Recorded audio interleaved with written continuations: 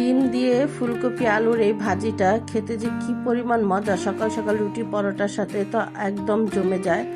তোমরা গরম গরম ভাতের সাথে বউখুদির সাথেও খেতে পারো, খুবই ভালো লাগে খেতে। তো আসসালামু আলাইকুম, easy cook with Mim kitchen আপনাদের সবাইকে স্বাগতম। আশা করি সবাই ভালো আছো। আলহামদুলিল্লাহ আমিও বেশ ভালো আছি।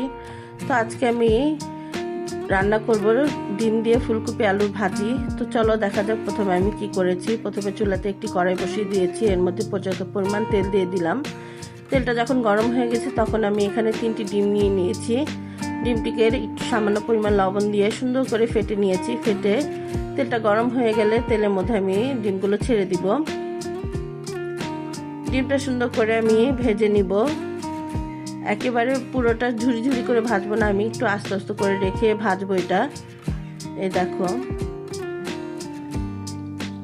এটা সুন্দর করে ভেজে নিলে এটা খেতে যে কি মজা হয়, না বানিয়ে খেলে বুঝতে পারবো না। আসলে খুব ভালো লাগে, রুটির সাথে পরোটার সাথে খেতে খুবই ভালো লাগে। সকাল সকাল গরম গরম রুটি পরোটার সাথে খুবই ভালো যায় এটা খেতে।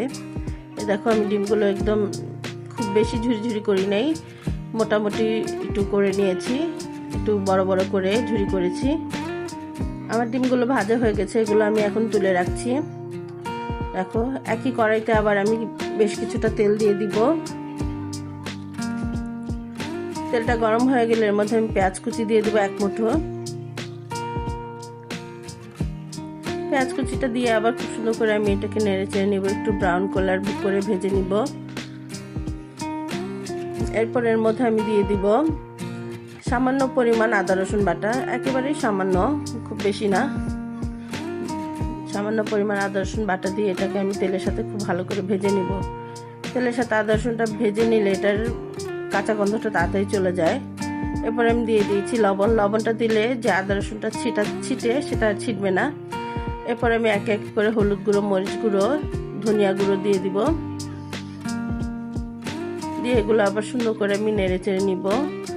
এরপর আমি কিছুটা পানি দিয়ে দিব যেন মশলাটা পুড়ে না যায়।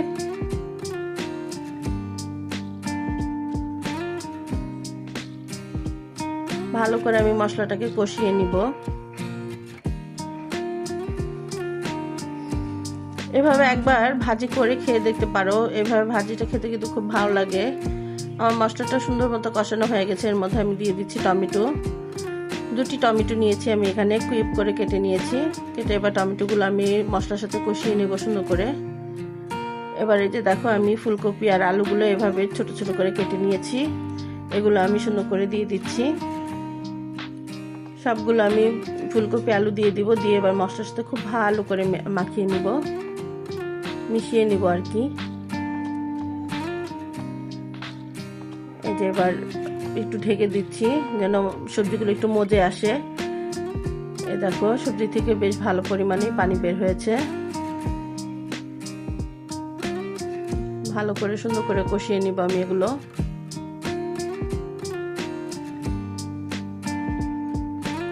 এবার কেটে রাখা কতগুলো কাঁচামরিচ দিয়ে দিচ্ছি। কাঁচামরিচটা আমি সবসময় রান্নার শেষের দিকেই দিতে চেষ্টা করি, কারণ হচ্ছে তখন কাঁচামরিচটা দিলে কাঁচামরিচের ঘ্রাণ স্বাদটা খুব ভালো থাকে, ফ্লেভারটা খুব ভালো আসে। আমার সবজিগুলো কিন্তু সুন্দর মতো কষানো হয়ে গেছে। এবার এর মধ্যে আমি কিছুটা পানি দিয়ে দিব। যতটুকু ঝোল খেতে চাও ওই অনুসারে পানি রাখবা। আমি খুব বেশি একটা ঝোল রাখবো না, জন্য সামান্য পরিমাণ পানি দিয়েছি। এবার যে ঝুরি করে রাখা ডিমগুলো দিয়ে দিলাম। এগুলো দিয়েও সুন্দর করে আমি নেড়ে চেড়ে দিব। এবার দিয়ে একটু ঢেকে আবার 2 মিনিটের জন্য রান্না করে নিব।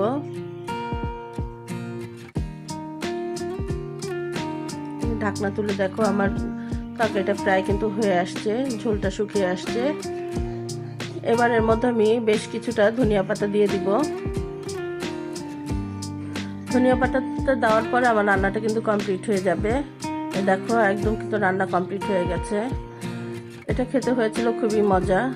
তো আমার রেসিপিগুলি যদি তোমাদের ভালো লাগে অবশ্যই আমার চ্যানেলটি সাবস্ক্রাইব করবা, লাইক কমেন্ট শেয়ার করবা, আমার পাশে থাকবা। তো আজকের জন্য এই পর্যন্ত। আল্লাহ হাফেজ।